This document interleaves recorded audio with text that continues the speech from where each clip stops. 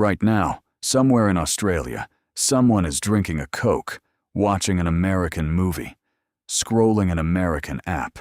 It feels normal. It feels like it was always this way. But the truth is much stranger. Because there was one moment in 1942 when Australia looked at the map and realized it had been abandoned. What happened next didn't just save the country. It rewired it. 1 million American soldiers landed on Australian soil, and when they left, Australia was never the same again. Picture Australia in 1941. 7 million people on a continent the size of the United States. For 150 years, Australia had one protector: Britain. Australians didn't just feel British. Legally, they were British. Their passports said British subject. Their best soldiers were fighting for Britain on the other side of the planet. Then December 1941 happened. Japan attacked Pearl Harbor and swept south faster than anyone believed possible. Hong Kong fell. Malaya fell. Then came the moment that broke something in the Australian mind. February 1942. Singapore, Britain's unsinkable fortress in Asia. It fell in 7 days. 15,000 Australian soldiers marched into captivity. 4 days later, Japanese bombers hit Darwin, on Australia's own coast. More bombs fell on Darwin that morning than fell on Pearl Harbor. The war wasn't coming. It had arrived. So what do you do when your protector can't protect you? Australia's Prime Minister was John Curtin, a former union organizer who hated war. The historian David Day describes him pacing at night, physically sick with worry. And in late December 1941, Curtin did the unthinkable.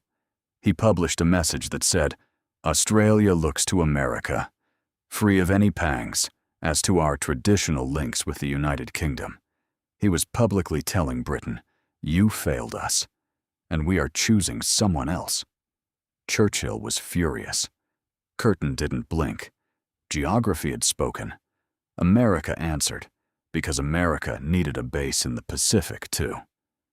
In March 1942, General Douglas MacArthur escaped the Philippines and set up headquarters in Brisbane, an American general commanding Australia's war from an Australian city. Then came the soldiers. Over the war, roughly 1 million Americans passed through Australia, into a country of 7 million. Imagine 40 million foreign soldiers arriving in America. That's the scale. And everything changed. The Americans earned double the Australian wage. They had chocolate, silk stockings, chewing gum. They brought flowers and called women ma'am. The historian John Hammond Moore wrote a whole book about it, titled "Oversexed, Overpaid, and Overhere." That was the actual phrase Australians used, half joke, half resentment. Dance halls exploded with American swing. Milk bars started serving hamburgers and Coca-Cola. By the war's end, around 15,000 Australian women had married American servicemen and sailed away on bride ships. But underneath, pressure was building. Australian soldiers came home from brutal fighting in New Guinea, exhausted and broke, and found Americans in their pubs, dating their girlfriends, flashing money. Add alcohol. Add pride. What do you think happens? On the night of November 26, 1942, central Brisbane exploded. It started with an argument over a can of beer. Within an hour, thousands of Australians were fighting American military police in the streets. Shots were fired. An Australian soldier died. They called it the Battle of Brisbane, and censorship buried it for decades. Yet the alliance survived. Why? Because both countries had stared at the same map and reached the same conclusion. They needed each other. Fear built this alliance long before friendship did. The partnership worked. From Australian bases, the counterattack against Japan was launched. The Battle of the Coral Sea turned back the Japanese advance, and Australia still celebrates it with American diplomats every year.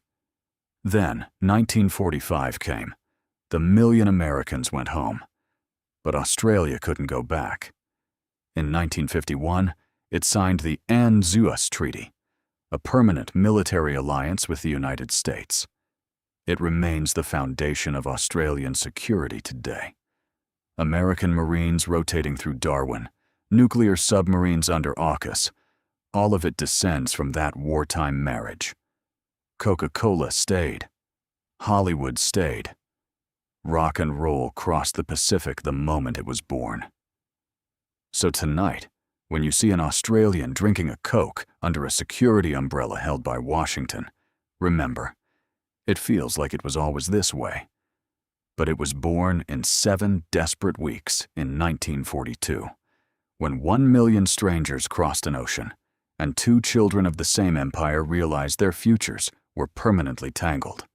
The soldiers went home. The alliance never did.